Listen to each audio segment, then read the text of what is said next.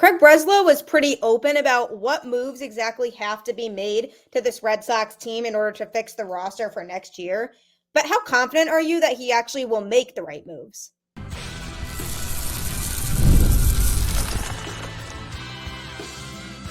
You are Locked On Red Sox, your daily Boston Red Sox podcast.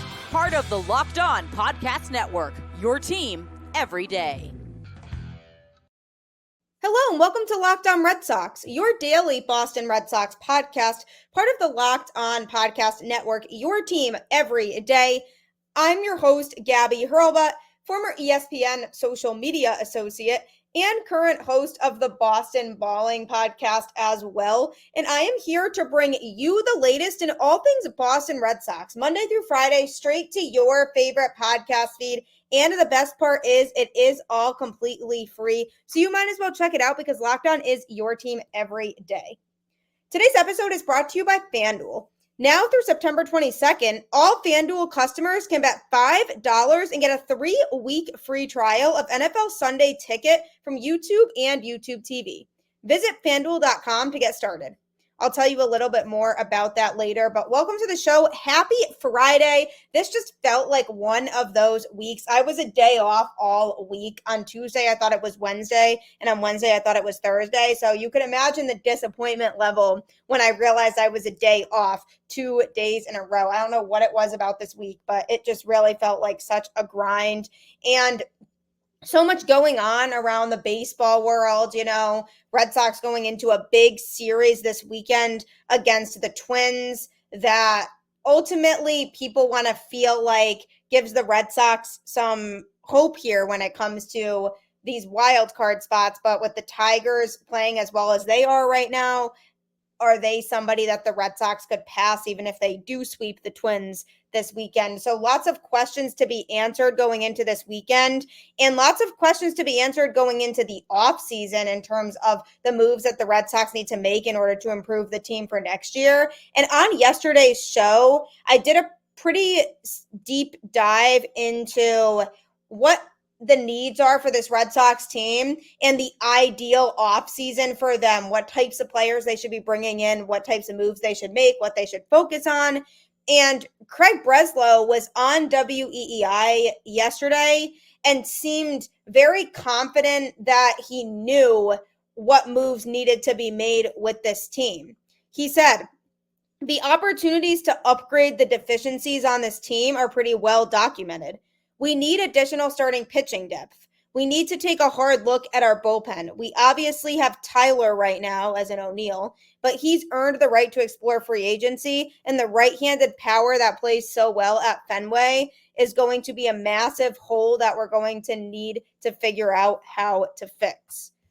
So the transparency is certainly there, and him acknowledging the big aspects like the starting pitching, the bullpen, replacing Tyler O'Neill with another right-handed power bat if they do let him walk in free agency. So he knows all of these things. And the biggest thing about Tyler O'Neill right now is, yes, his power is definitely there and something that he provided to this Red Sox lineup that they didn't really have much of prior to him being here. But the strikeout numbers are also really high for him. So is it worth bringing him back from the sake of them wanting a hitter who can provide a lot of power through the home runs when some of his other at-bats aren't great because he strikes out a good amount? So that's a question that's going to need to be answered by Craig Breslow and company. But he definitely was transparent in that statement in terms of what the team needs. And Tyler O'Neill said that he would love for the Red Sox to give him a chance next year to come back and be part of this team. That's something he wants. He said Fenway is one of his favorite ballparks to play in. He was even saying that as a visiting player when he would come into Fenway Park and play. So he has made it clear that he wants to stay in Boston, but in terms of what the Red Sox are trying to do, it might not make sense. And from what Breslow was saying, it sounded to me like they're going to let him explore free agency. And while they may decide that they want to bring him back and offer him some sort of contract for 2025, they'll still seemingly let him go out and explore his options regardless. And then if it turns out that there's a match there and it makes sense for him to come back, to the Red Sox, then maybe that does happen. But speaking further along in Breslow's comments on WEEI, he was asked, spending $17 million for Sale to win the Cy Young on another team, do you regret it? Because again, when they traded Chris Sale for Vaughn Grissom, the Red Sox were taking on a lot of his salary still. So that's something that people forget here. And with the season he's having in Atlanta, he is set up to win the National League Cy Young. So Breslow answered that and said, it's a fair question. There are 29 other teams that would benefit from Sale pitching at the front of their rotation. We would as well. I still believe that this trade can only be fairly judged and evaluated down the road. Again, fair. We haven't seen a lot of Grissom yet. Then he went on to say, Grissom is a guy we are excited to have and will have for a long time. I don't think we saw what he is capable of doing over the course of a season. The Grissom we've seen over the last month or so in Worcester is much more indicative of the player he can be and the player that he will be here. But sure, it hurts that Sale is having such a successful season in another uniform. But I recognize that when you make these trades, that's always a possibility, and his talent was never going to be questioned. So based on that, it feels to me like he knew what he was getting into. He acknowledged that there was that risk that was going to come with trading Chris Sale, that he would just go off with another team. But he was thinking about the future of the Red Sox organization, and he feels like Vaughn Grissom is somebody that's going to be a key piece for a long time, which I'm not denying for sure that he can be. We definitely need to see that he can stay healthy, because he seems like he's had problems with consistently being able to stay on the field. So that's something I'm certainly looking out for from Grissom as he continues to make his way back to the major league team. But one thing that's for certain is that there is a lot of pressure on this trade still, because if Grissom ends up being a bust at the major league level, that's going to look awful on the Red Sox that they didn't keep Sale at the top of their rotation, a rotation that has struggled a lot this year. So that's something that I'm going to be keeping a heavy eye on, is what does Grissom turn into, because so far we haven't seen enough of him to know what he's going to be. But overall, I really liked Breslow's comments. And one thing that I like about Breslow is that he's direct and he says straight up what he's trying to focus on. Like even at the trade deadline, he said, we're going to try to improve the team at the deadline. Obviously, the moves that they made didn't really hit. Like, I mean, Luis Garcia was pitching really well with the Angels before getting traded to the Red Sox, and it just hasn't worked out for him. And then obviously he got injured. Lucas Sims, Danny Jansen. I mean, these players haven't exactly panned out the way the Red Sox have wanted them to, but nobody can sit here and say that Breslow wasn't direct in the lane he chose and when he came out and said he was going to try to improve the team this year. So that's something I really like about him, because the Red Sox haven't always been open as a franchise about their goals moving forward. So I really liked that he was able to be on it and be transparent about that. My thoughts on the rest of what he said, that he wants to look into fixing the rotation and the bullpen, and obviously dealing with that outfield situation and Tyler O'Neill's bat and all that, which I've talked about before. I'm happy that he understands what needs to be done. My issue more is, will ownership allow for him to spend the kind of money that it's going to take to get these kinds of players on the roster? Because you can go out and pay guys who are going to be free agents that could help set your team up for future success. But is he going to get the green light from ownership to be able to do that? That's something that I'm hesitant about. And also, does Breslow have the right eye for making good trades if it were to be a trade, or acquiring pitching that he needs to acquire? Is he able to recognize the right kind of pitching talent? Because so far from what we've seen of him in terms of the small sample size of pitching trades that he has made, the guys haven't worked out to the level of success that he's wanted them. So those are the two big things here. I have no doubt that Breslow is going to go out this offseason and try to improve the areas that need to be improved, because we already saw that happen at the trade deadline. He went out and tried to address the areas that were of the most need. The biggest concern for me is how that gets executed, whether ownership gives him a green light to be able to make the moves he wants to make and get the high caliber players that they need. And also, what does that look like for him? Does he have the ability to recognize the correct level of pitching talent and know that it can translate over to Boston? So lots of things to digest and think about there as we start to head towards the offseason. But what I can take solace in here is knowing that Breslow does have an understanding of the team needs going into this offseason. And it's going to be a matter of how much of that is he able to do? Is he restricted at all by ownership? So it'll be interesting to see how that goes down, what kinds of moves the Red Sox do decide to make as it gets closer and closer to free agency beginning. And coming up, I'm going to be talking about a player who's been one of the best players on this team all season. Could he win a Gold Glove? You'll find out. I don't know much, if anything, about cars. Like, I'm literally that person who always has to call my dad when there's like a weird light that goes on in my car and I don't know what it means. So eBay Motors is an absolute lifesaver for me, and it can be a lifesaver for you too. Passion, drive, and patience. The formula for winning championships is also what keeps your ride or die alive. eBay Motors has everything you need to maintain your vehicle and level it up to peak performance. Superchargers, roof racks, exhaust kits, LED headlights, and more. Whether you're into speed, power, or style, eBay Motors has you covered. With over 122 million parts for your number one ride or die, you'll always find exactly what you're looking for. And with eBay Guaranteed Fit, your part is guaranteed to fit your ride every time or your money back. Because with eBay Motors, you're burning rubber, not cash. With all the parts you need at the prices you want, it's easy to make your car the MVP and bring home huge wins. Keep your ride or die alive at ebaymotors.com. Eligible items only, exclusions apply. eBay Guaranteed Fit, only available to U.S. customers. I don't know how I would survive without eBay Motors, I'm telling you. So if you're anything like me, make sure you take advantage of them and their awesome services today. So in talking about Craig Breslow and the Red Sox moves and what needs to be done this offseason in order to build a competitive team for 2025, I am happy that Breslow expressed what needs to be done and is aware of the areas of this team that need to be fixed. And I talked a lot about whether he is going to have that permission from ownership to have that green light to go out and be aggressive and make moves. That's been one of the biggest factors over the last few years that has been tough for Chaim Bloom and Craig Breslow to navigate, is the lack of support from ownership to go out and make the moves that they want to make. So I'm hoping that the mindset changes after seeing the Red Sox this year and being yet again just an average team, and see if they can go in and fix that for next year. But one player who has been such a standout this season, who absolutely should not be going anywhere, is Jarren Duran.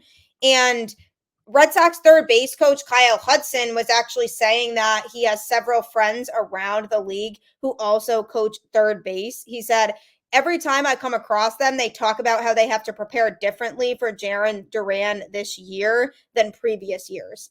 How he attacks the ball and what he's done with his arm, I don't think he's been talked about enough. He's obviously going and making plays in the air and catching balls and all that kind of stuff, but he's holding runners from taking the extra 90. He's throwing out guys. And so it's interesting to talk to those opposing guys and hear that they have to prepare for him differently. He's been so good this year, and the improvement he's made defensively in 1 year is significant and is part of what hasn't really been talked about a lot. He had a -6 defensive runs saved in 731 innings in the outfield last year. So that is just not a good metric defensively, costing his team a lot of runs. This year, he's on the positive side by a lot with 23 defensive runs saved in 1,312 and a third innings. I know that's so many innings because he's played so many games this year. So he's made such a jump. He transitioned from second base to the outfield in pro ball and is a legitimate Gold Glove candidate now because of that jump that he did make. His 18 defensive runs saved in center field is the fourth most by any major league defender at one position. Only Brewers second baseman Bryce Turang, Guardians second baseman Andres Jimenez, and Giants catcher Patrick Bailey have more at a single position, which is a key stat that goes along with this. And when Hudson was talking about the chances of him winning a Gold Glove, he said that's the ultimate thing. I think he deserves to be rewarded for what he's done. I've had guys win gold gloves in the past, and they're super proud of those awards when they get them. And it would be awesome for him, especially from where he came from. In the past, he's had his struggles out there. He hasn't played outfield his whole career. He's only played for a handful of years. So for him to be able to make these adjustments and become an elite defender, it's awesome. His 10 outs above average is in the 96th percentile among big league defenders. He's also in the 95th percentile in fielding run value and in the 88th percentile in arm value and 75th percentile in arm strength, averaging 82 miles an hour, which is pretty crazy. That's a serious leap from 2023 when he ranked in the 57th percentile and outs above average, 40th percentile in fielding run value, 28th percentile in arm value, and 61st percentile in arm strength.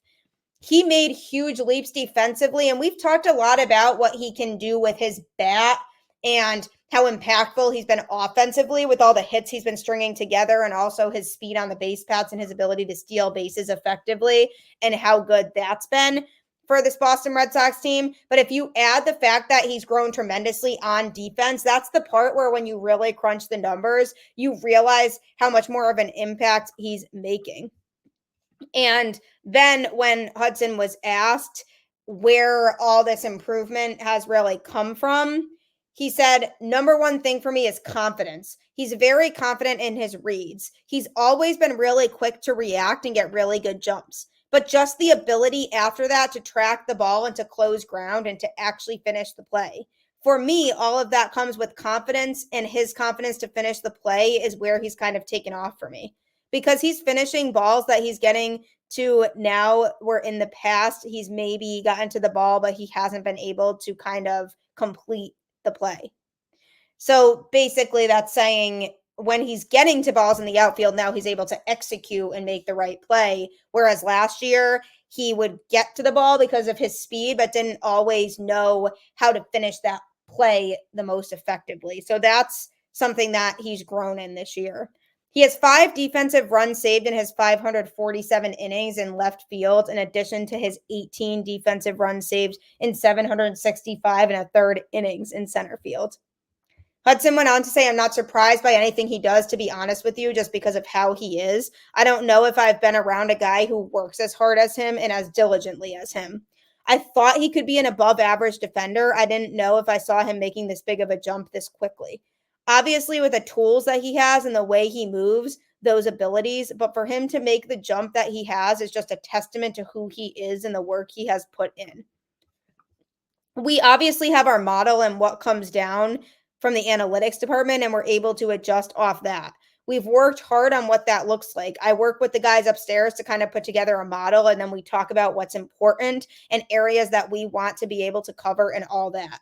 And the thing about it is that it's not just a one-stop thing, if that makes sense. Each outfielder has the ability to do different things, and each outfielder is unique. So you can adjust that positioning. Even if the model comes back and says, we want the center fielder here, you probably don't want Duran in the same spot as Rafaela and vice versa. And so they give us the ability to kind of adjust that at times. And it's been really good for the most part. And guys feel like they're in good spots. And that is one thing the Red Sox have done really well of this year, which is why they likely have a top 5 outfield in terms of defense in all of baseball this year. They've done a good job with positioning and putting all of their outfielders in favorable spots to make plays. So Duran playing right, playing center, sometimes playing left, like they can switch things around based on what makes sense for the players at the time and how they can be most effective to make the plays. So he spoke very highly of Duran and his defensive abilities, and that isn't even touching on his offense. So if you look at all of that together, it's basically impossible to argue that it makes sense to trade Jarren Duran after this year. It really doesn't make sense to do that, because not only are you losing some key speed on the base paths, but you're also losing what has been tremendous defense improvement.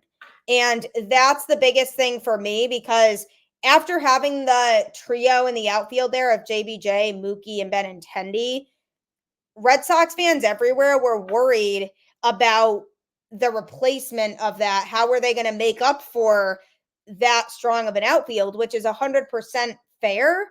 And so then you look at this combination of guys that they've put together in the outfield, and you start to feel better and say, wow, we have a really good outfield defensive combination now. And why would you want to take Duran out of that? And I mean, honestly, out of those guys defensively, Tyler O'Neill in the outfield has been the weakest defensively. And to be fair, I mean, he did win a Gold Glove when he was playing right field. He's been playing left a lot at Fenway this year. Keep in mind, there is an adjustment there. It's not super easy to make that kind of transition, especially at a place like Fenway with the Green Monster there and everything. It's a hard field to play defense, especially in the outfield. So I definitely will, defend O'Neill on that, but he has had the most struggles defensively out of all those guys. I mean, you look at Duran, you look at Rafaela, you look at Abreu, those guys have all made really nice plays consistently defensively in the outfield. And so when it comes to next year, is there going to be one of them that's not here? And what do they do in terms of moving them around? We already talked about Tyler O'Neill a little bit earlier on the show.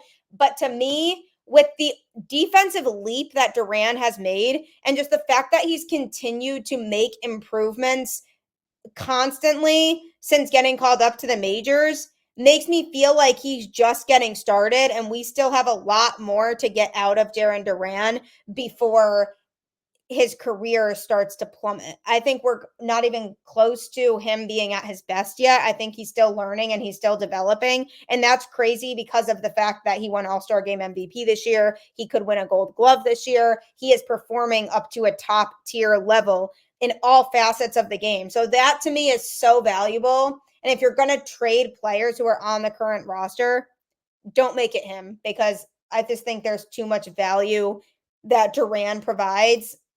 So it's evident that he should stay here. With all of this talk about the offseason, the Red Sox are still not mathematically eliminated from a playoff spot this year. So as they try to fight and hang on by a thread, they did make a couple roster moves yesterday that I'm going to be talking about. You hear me talk a lot about FanDuel, America's #1 sportsbook. Well, I have something a little different for you. Now through September 22nd, all FanDuel customers can bet $5 and get a 3-week free trial of NFL Sunday Ticket from YouTube and YouTube TV. Then with a YouTube TV base plan, you'll be able to watch every regular season Sunday afternoon out of market game. All you need is a Google account and a current form of payment, and you can cancel anytime. Just visit FanDuel.com and download America's #1 sportsbook. Definitely take advantage of that, because who wouldn't love to be able to watch all of these football games on Sundays and not have to worry about it, because there are so many good games that happen that I'm like, dang it, I wish I got to watch that. So definitely take advantage of that deal, and also take advantage of the fact that you can make lots of money if you join FanDuel and bet on lots of different sports. Here on Locked On Red Sox, we try to stay as optimistic and positive as we can until it's basically impossible for that to be the case. And with this Red Sox team, they have made it very difficult to stay positive over the course of this season. But when you look ahead to the future of this franchise, there is a lot of positives in terms of the talent on the team and guys who are going to be able to contribute for a long time in the future. And that's something that I'm really excited to see. And I hope Craig Breslow has free reign this offseason to just make the necessary moves that he needs to make. But before moving on to the offseason, Alex Cora is still focused on this year, and he is not giving up until his team is mathematically eliminated from the postseason, whatever that looks like, whether it's the Tigers or Twins sealing the last playoff spot and the Red Sox lose games and they don't find a way in. Alex Cora is managing the team as if they still have a shot at the playoffs when it comes to playing guys, not sitting guys like Devers and Duran and just continuing to put them into the lineup every day. Little things like that indicate that Cora still feels like it's this season possible for them to make the playoffs. So as that goes on, the Red Sox did activate pitcher Lucas Sims from the 15-day injured list yesterday. He missed a little more than 3 weeks of time with a right lat strain, but was cleared to rejoin the Boston bullpen after making a couple rehab appearances with AAA Worcester. He's collected an 8.10 ERA in 11 outings for the Red Sox prior to his injury, and will likely end up being used generally over these next 10 games or so in like a middle relief role, which is what he was used in before. He was used kind of as a 6th inning, 7th inning-ish guy, was used in a couple key spots to get out of jams, and was also used in low leverage, high leverage, just kind of wherever they needed him to be. So that sounds about right, that generally he'll be used in a middle relief type of role. But this is big for him because he is in a contract year. He is going to be a free agent after this season. And with the way that he was pitching before going on the injured list, like he couldn't figure out how to get it together. And he's going to have no choice but to figure out how to get it together if he wants a contract next year. And that's something that I think is going to get him to lock himself in, because he knows that the pressure's on him. If he wants any sort of contract next year, he's going to have to step it up majorly over these next 10 games and leave a positive taste in team's mouth that he deserves a spot on a roster. Now, does that roster include the Red Sox possibility? I don't think it's likely. I think with the way the Red Sox are going and the vision that Craig Breslow has, and with how Sims was pitching prior to coming back, I don't know that Breslow would want to take the chance to keep him around at this point, just because he doesn't want to have the dead weights in the bullpen. I mean, he wants to have the guys who are going to step up and perform.